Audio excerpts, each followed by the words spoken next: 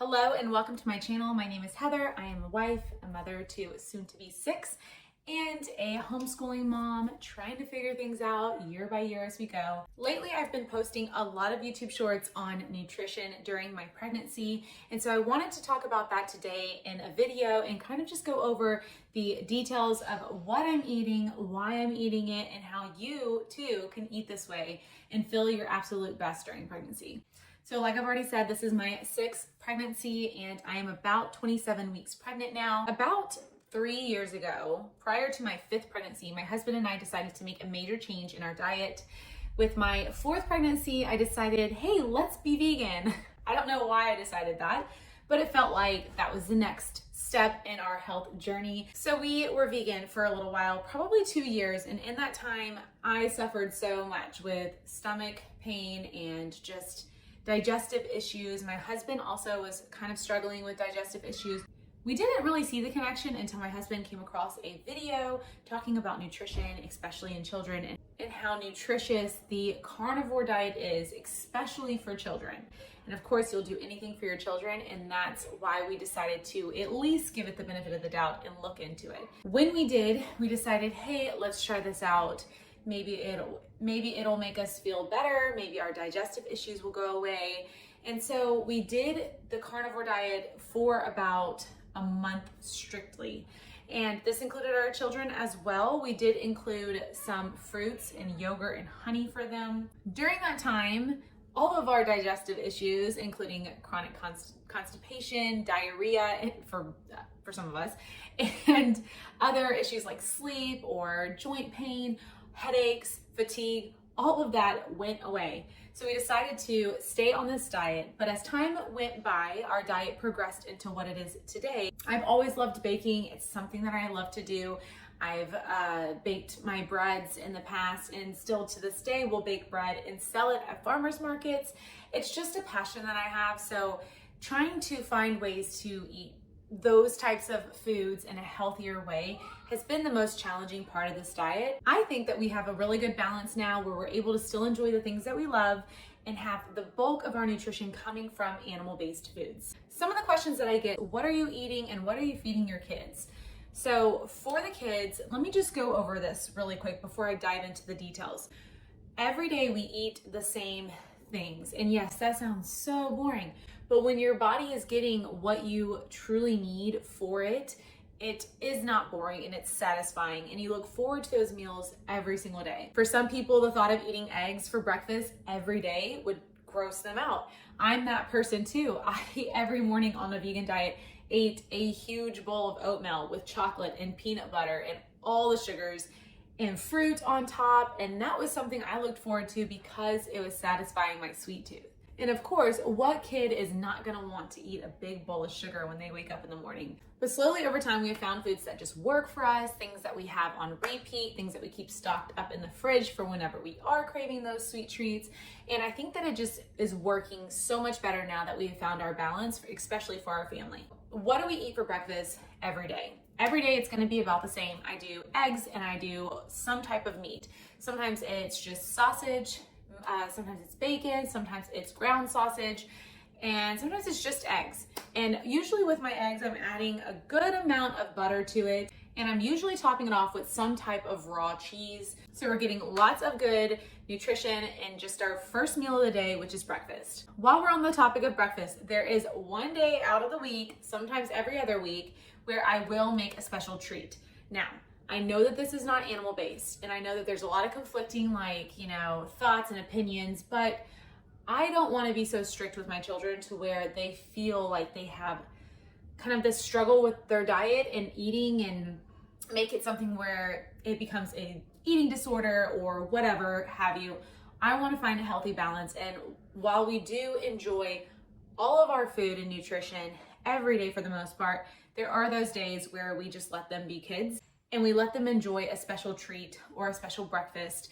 And that's what we're gonna talk about. So for breakfast, once a week or once every other week, we have this day that we call Waffle Wednesday. Since my waffle maker has broken, we don't do Waffle Wednesday anymore. It has turned into pancakes. So I will make pancakes at least once a week, or we'll do muffins on Monday, cute things like that. It's not something that is done every single day, but occasionally, yes, I do make muffins and I will make pancakes. Like I said, I'm a baker at heart, and those things are just a way for me to express my love, is to bake things, especially for my children. It puts a smile on their face. It lets them be kids.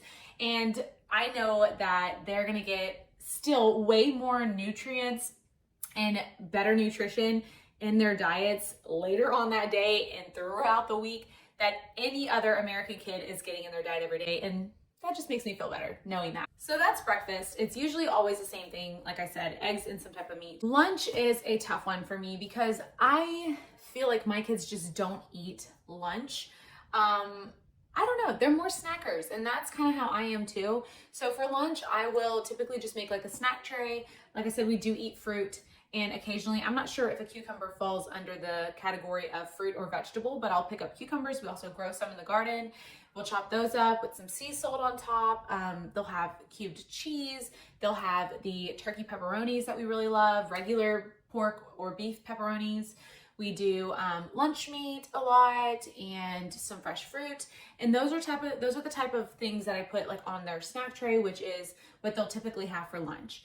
If they get hungry, in addition to the snack tray that they had for lunch, then I'll make them a bowl of yogurt. Plain Greek yogurt, organic plain Greek yogurt. There you go.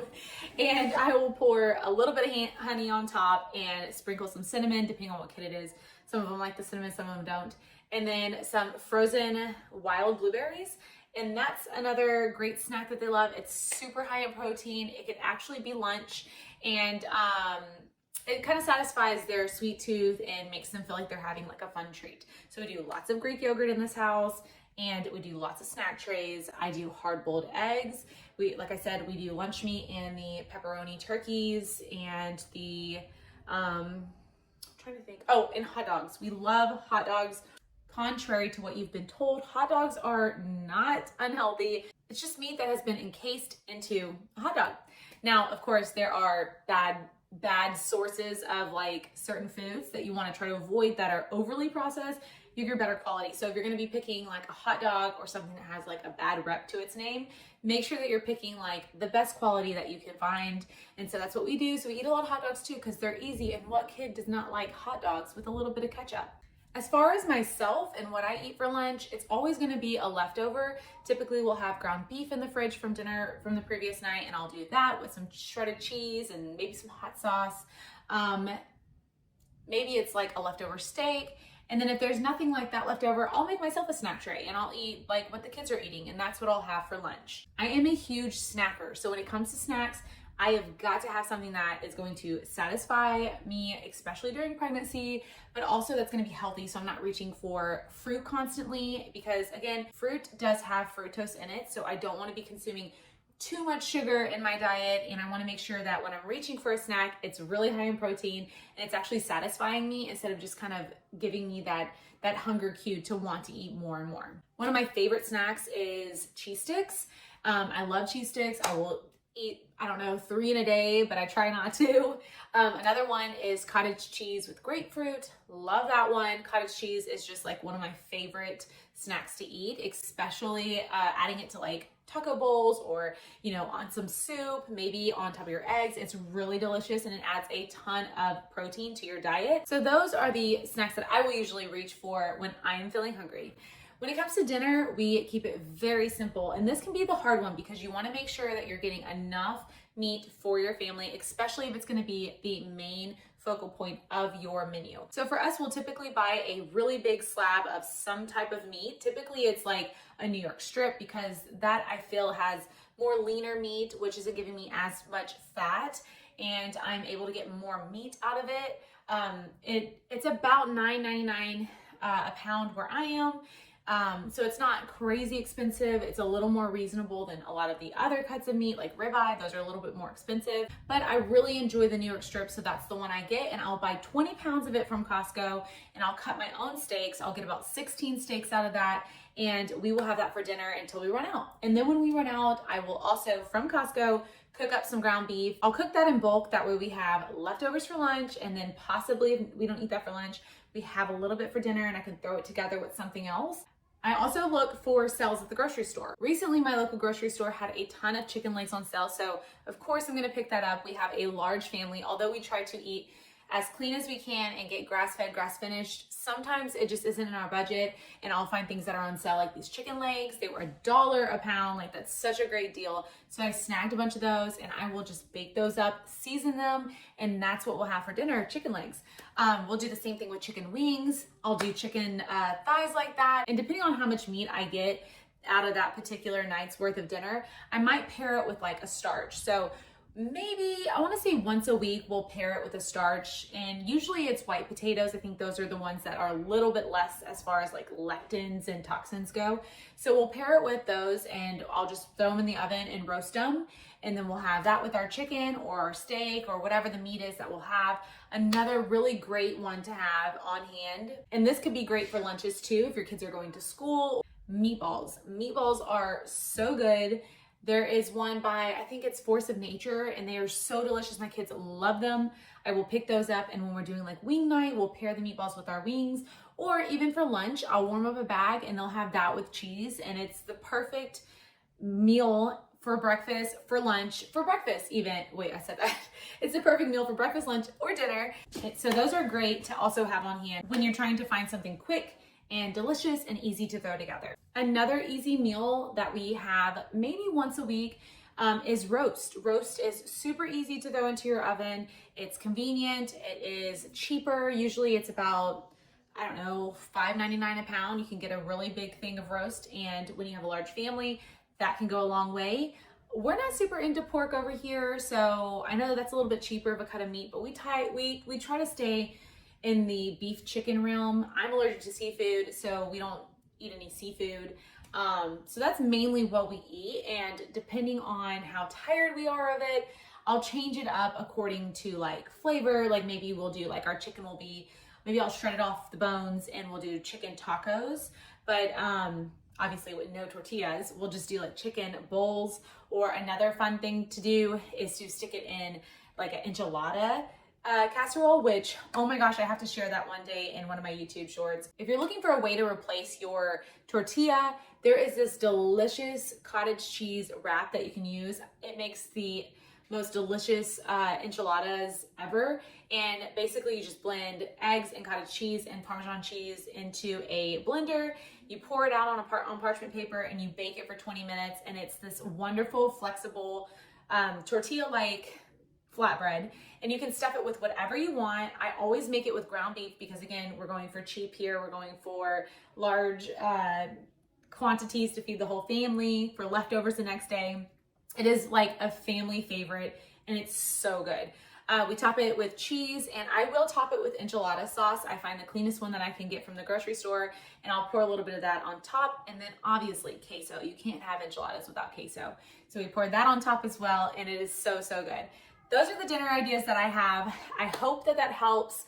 This is mainly what we're eating every day. It's kind of boring, and when it does get boring, we'll just switch it up, like I said, make it a little more fun by adding different spices or cooking it in a different way. I hope that was helpful on giving you a few ideas if you're wanting to switch to an animal-based diet, how you can feed your family and what you can feed your family. It's not as hard as you think. It's actually really simple because it's more of a limited list of things versus like these long list of ingredients, and it really is satiating once you get used to it, and obviously so much healthier for you than the standard American diet. As far as pregnancy goes, I have never felt better. Not that this is anything that I would ever reach for as a goal, but I have gained the least amount of weight in this pregnancy, and I feel my most energetic.